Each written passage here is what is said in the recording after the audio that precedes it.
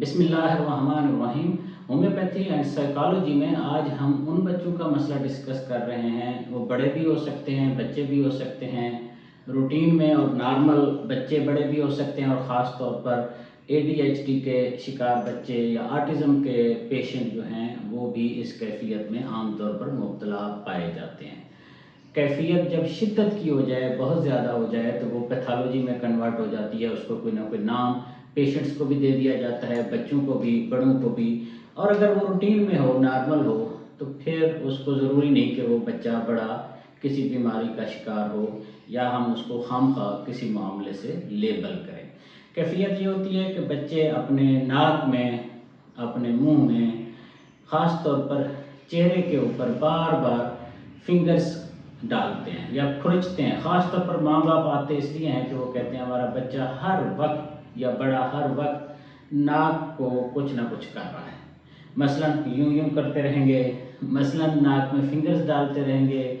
असल में होता ये है कि नाक के एरिया में इन बच्चों को वाज़े तौर पर एक ख़ारिश होती है, एक कैफियत ऐसी होती है जिस पे वो बेचारे मजबूर हो जाते हैं वहाँ हाथ लगाने, खुरचने या कुछ न कुछ करने को। होम्योपैथिक मेडिसिन भी अर्ज करता हूँ, और उसके साथ जो और मामलात लिंक होते हैं, जैसे हम ऑब्ज़र्व करते हैं, पेशेंट इसलिए नहीं आते, बच्चे इसलिए हमारे पास इलाज के लिए नहीं लाए जाते कि उनको ये सिर्फ मसला है। यस, ये एक बहुत बड़ा इशू होता है माँ बाप के लिए, फैमिलीज़ के लिए, लेकिन इसके इलाज के लिए नहीं आते। ये हमारे लिए एंट्री पॉइंट होता है मसाइल दीगर जो हैं उनको समझने के लिए। जिस बच्चे में ये कैफियत पाई जाए कि वो नाक और उसके आसपास जो कैफियत हो उसको बहुत ज़्यादा, या चेहरे के ऊपर बार बार हाथ लगाए, बार बार हाथ खारिश करे, यूं यूं यूं यूं यूं यूं कुछ ना कुछ, इससे मतलब ये है कि बहुत ज़्यादा इम्कान है उस बच्चे को पेट में कीड़े हैं, बहुत ज़्यादा इम्कान। लेकिन ज़रूरी नहीं है कि सिर्फ यही एक वजह हो। होता यह है कि ये जो म्यूकस मेम्ब्रेन है, जो ख़ास तौर पर नाक के अंदर, मुंह के अंदर, उसमें एक इन्फ्लेमेशन टाइप या एक किस्म की डिसऑर्डर हो जाता है, जिससे इंसान मजबूर होता है इस एरिया पे इचिंग करने के लिए, खुजली करने के लिए, कुछ चेंज करने के लिए।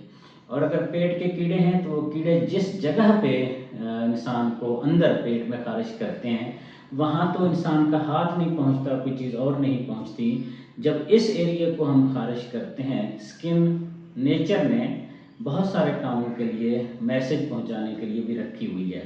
तो जब हम यहाँ खारिश करते हैं तो उसके असरात उस जगह पे पड़ते हैं जहाँ कीड़े डिस्टर्ब कर रहे होते हैं। किसी भी किस्म के कीड़े हों तो वो अपनी जगह बदल जाते हैं या उनको डिस्टर्बेंस होती है, वो अपना काम प्रॉपर नहीं कर पाते, जिसके नतीजे में हमें कुछ, पेशेंट को कुछ रिलीफ मिल जाता है। आज हम डिस्कस करते हैं एक ख़ास मेडिसिन जो आर्टिस्टिक बच्चों के लिए, ADHD का शिकार बच्चों के लिए, या ऐसे बच्चों के लिए जिनको बहुत सारे बिहेवियर के और नॉर्मेलिटी के इश्यूज होते हैं। मेडिसिन का नाम है एरम। एरम ऐसी मेडिसिन है जो आम तौर पर जिन बच्चों में नाक और उसके एरिया पे खारिश हो वहाँ बहुत ज़्यादा मुफीद साबित होती है। इससे सिर्फ एंट्री पॉइंट मिलता है कि इस मेडिसिन का ये पेशेंट है। अलामात बहुत सारी और भी होती हैं, जैसे कि आज हम डिस्कस करेंगे ऑरम को। ऑरम नहीं है, ये एरम है, होम्योपैथिक मेडिसिन। उसके स्पेलिंग में लिख दूंगा ताकि आपको समझने में आसानी हो। इसका चीफ या मार्क्ड एक्शन जो होता है वो होता है नोज के एरिया में, इचिंग ऑफ नोज। पेशेंट आराम से बैठ ही नहीं सकता, बैठ ही नहीं सकती, इचिंग उसने करनी ही करनी है, लिप्स पे भी, और ख़ास तौर पर मैंने जैसे कहा इस एरिया में। और लिप्स पे इतनी खारिश होती है या इतनी तकलीफ होती है कि बच्चा, लिप्स खुश्क होते हैं तो उनको उधेड़ उधेड़ के, पिकिंग कर करके ब्लीडिंग तक कर देता है। किसी भी एरिया में अगर इतनी खारिश हो कि इंसान या बच्चा बेकरार हो जाए और उसको खारिश करते करते ब्लीडिंग तक कर दे फिर भी आराम ना आए, तो ये मेडिसिन ख़ास तौर पर मुफीद है। और इनको नेल बाइटिंग की हैबिट होती है, इतनी हैबिट होती है कि आमतौर पर नेल्स ख़त्म कर देते हैं। नेल, माँ बाप कहते हैं कि नेल्स काटने की तो ज़रूरत कभी पड़ी ही नहीं है इन बच्चों के लिए, मुतवातिर। और इवन बाज़ पाँव के भी नेल्स को खाना शुरू कर देते हैं। इस हद तक अगर शिद्दत बढ़ जाती है तो इस हद तक चले जाते हैं। اور ان کو بہت واضح بیڈ میں ریسٹ لیسنس ہوتی ہے، کبھی ادھر موو کر رہے ہیں کبھی ادھر موو کر رہے ہیں متواتر. ویکنیس آف میموری ان کا ہوتا ہے بچوں کا مسئلہ، اور اس کے علاوہ ان کو بہت واضح ریسٹ لیسنس کے ساتھ، فزیکل ریسٹ لیسنس کے ساتھ مائنڈ کی ریسٹ لیسنس بھی ہوتی ہے، کیونکہ یہ ایبسینٹ مائنڈیڈ ہوتے ہیں. ایبسینٹ مائنڈیڈ ہونے کی وجہ سے یہ کسی ایک جگہ فوکس نہیں کر سکتے، ان کی توجہ متواتر ہٹتی رہتی ہے، کبھی کسی چیز پہ کبھی کسی چیز پہ. خاص طور پر مارننگ میں ان کو بہت واضح کنفیوژن ہوتی ہے، کلیئرٹی نہیں رہتی بات چیت کی، سمجھنے کی. آپ کچھ کہتے ہیں اور یہ کر کچھ رہے ہوتے ہیں. اور ان کو سیڈنس اور مینٹل ڈپریشن بھی واضح ان کے چہرے پہ، ان کے انداز سے، ان کے ہر معاملے میں نظر آ جاتا ہے. اور ان کو الرجی خاص طور پر خارش کی چہرے پہ بہت زیادہ ہوتی ہے، کہیں بھی ہو سکتی ہے لیکن چہرے پہ اس کا مارکڈ ایکشن ہے، لازمی ہوتی ہے. لپس پہ، چہرے کا کوئی بھی حصہ ہو، جیسے کہ میں نے کہا میوکس میمبرین پہ، ماؤتھ پہ اور تھروٹ پہ، اور اس ایریا میں اندر کی طرف خواب خارش ہوتی ہے، انفلیمیشن ہوتی ہے، اور اس سے ان کے یہ پرومیننٹلی افیکٹ ہوتے رہتے ہیں یہ ایریاز. فزیکل لیول پہ یہ ان کو دقتیں ہوتی ہیں. ڈسچارج ان کے بہت سخت ہوتے ہیں، مثلا نزلہ زکام ہے تو وہ تیزابی ہوگا، جلانے والا ہوگا، بہت کوفت دے گا. اس لیے ان کی اگر نزلہ زکام، بخار، کھانسی، گلا خرابی ہوتی ہے تو ان کی نوز کی ٹپ جو ہے بہت واضح ریڈ ہوتی ہے، کیونکہ اس پہ ان کو بار بار پانی گرنا، پانی لگنا نزلہ زکام کا جلانے والی کیفیت ہوتی ہے، تیزابی ہوتی ہے، برننگ سنسیشن دیتا ہے. اور ان کے جہاں بھی تکلیف ہو وہاں ایسی فیلنگ آتی ہے جیسے بالکل زخمی کیفیت ہو، را فارم میں ہو، چاہے وہ نوز ہو، چاہے منہ کے اندر کوئی طبیعت کی خرابی ہو، تب بھی احساس ایسا ہی ہوتا ہے جیسے کوئی زخم سا ہوا ہو، جیسے را سی کیفیت ہو. اور ان کو اتنی ارریزسٹیبل، بار بار میں ریپیٹ کر رہا ہوں، خواہش ہوتی ہے کہ ناک کے ارد گرد فنگر ڈالے ہی رکھیں متواتر. جب بھی ان کو موقع ملتا ہے یہی کرتے ہیں. ماں باپ کہہ کے سمجھا کے تھک جاتے ہیں، پھر بھی یہ نہیں مانتے. اسی طرح ماں باپ ان کے فنگرز کو تاکہ نیل بائٹنگ نہ کریں، پتہ نہیں کیا کیا حربے کرتے ہیں، پھر بھی یہ بچے اس سے نہیں ہٹ پاتے.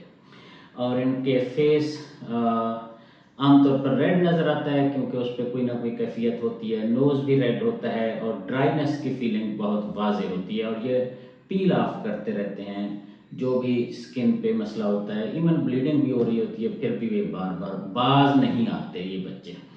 اور ان کو ٹنگلنگ، جب ذرا بڑے ہوتے ہیں اگر ان کو سمجھ آتی ہے تو ٹنگلنگ سنسیشن ہوتی ہے ناک پہ اور فیس پہ. کچھ بزرگ لوگ کہتے ہیں جیسے کیڑیاں چل رہی ہوں، اس حد تک کی کوئی عجیب سی کیفیت ہوتی ہے جس سے ان کو بار بار وہاں ہاتھ لگانا پڑتا ہے. عام طور پر اس دوا کا یہ ایشو تو نہیں ہے، لیکن پیشنٹ سمجھانے کے لیے یہ بھی کہتے ہیں جیسے چہرے پہ کوئی جالا سا ہے یا کچھ لگا ہوا ہے، وہ بار بار چہرے کو، ناک کو، فیس کو ہاتھ لگانا چاہتے ہیں تاکہ وہ کلیئرٹی آ جائے. ان کو ہیئر فیور ہوتا ہے، الرجی ہوتی ہے، خاص طور پر موسم چینج ہونے پہ ان کو بہت واضح نزلہ زکام، گلا خرابی، اس طرح کے کیفیات دوسرے پیشنٹ اور بچوں کی نسبت زیادہ ہوتی ہیں. اور ان کو لیفٹ سائڈڈ ہوتے ہیں جو مسئلے، مثلا ناک بند ہے تو لیفٹ سائڈ کا ناک بند ہوگا، ناک پانی بہت زیادہ آ رہا ہے تو لیفٹ سائڈ سے آئے گا. یہ میجر علامت ہے، ہو سکتا ہے دونوں سے بھی آ رہی ہوں لیکن لیفٹ سائڈ ان کی زیادہ انڈیکیٹر ہوتی ہے کوئی بھی پرابلم ہو. اور اگر اسی طرح ناک میں فنگر بہت زیادہ ڈالتے ہیں تو وہ بالعموم لیفٹ سائڈ کی ہی ہوگی. آواز ان کی بدل جاتی ہے، جب بار بار نزلہ زکام ہوتا ہے تو آواز بھاری ہو جاتی ہے، اور ان کو آواز چینج ہونے کا مسئلہ اکثر رہتا ہے. ذہن میں رکھنا چاہیے یہ کیفیت اگر لمبا رہتی ہے تو اس پیشنٹ میں ٹی بی کی ٹینڈنسی ہے، یا اس کی فیملی ہسٹری میں واضح ٹی بی کی ٹینڈنسی ہوتی ہے، ٹی بی کی ہسٹری ہوتی ہے. ٹینڈنسی تو اس پیشنٹ میں ہو سکتی ہے، اس کے پیرنٹس میں، اس کی فیملی ہسٹری، یا خود اس بچے کو بھی اللہ نہ کرے ٹی بی کا کوئی نہ کوئی ایشو ہوا ہوتا ہے. یہ ساری کیفیات بتاتی ہیں کہ اس فیملی میں، اس بچے میں ٹی بی کی ٹینڈنسی بڑی واضح ہے. بالعموم یہ بچے پتلے ہوتے ہیں، کنزمپشن ہوتی ہے، کھانے پینے کے باوجود ان کی طبیعت میں واضح بہتری نہیں ہوتی اور ان کو گلینڈز پہ سویلنگ ہوتی ہے، ٹانسلز وغیرہ کا مسئلہ بھی ان کا عام طور پر پایا جاتا ہے۔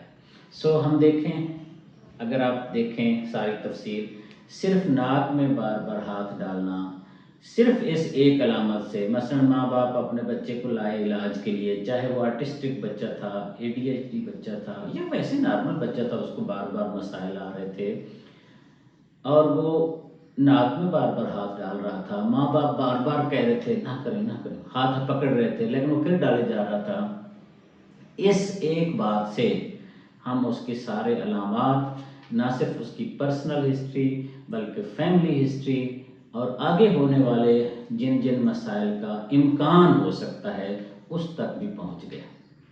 سو کوئی بھی علامت، کوئی بھی ایشو کسی پیشنٹ کو مستقل ہو رہا ہے، اس کو ہم ایسے اگنور نہیں کریں گے۔ اگر وہ ہٹ کے ہے روٹین سے، عام بچے بڑے اس طرح کی علامات شو نہیں کرتے اور یہ مریض کر رہا ہے، تو اس کا مطلب یہ ہے کہ یہ علامت بہت کچھ میسج دے رہی ہے۔